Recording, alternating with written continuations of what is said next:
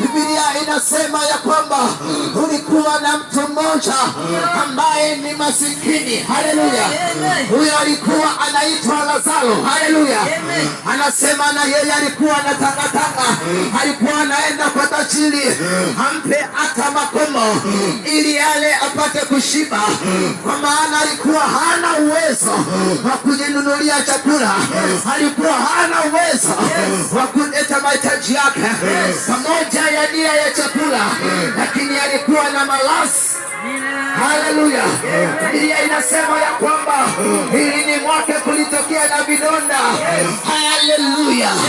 Hata mbwa wa tajiri wakaenda wakaanza kumlamba vile vidonda alivyokuwa navyo yule masikini. Lakini Biblia inasema siku ya siku masikini akafa.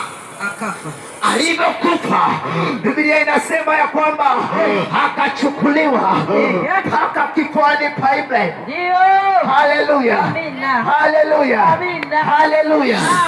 Haleluya. Wakati Biblia inaendelea kueleza, ninaipenda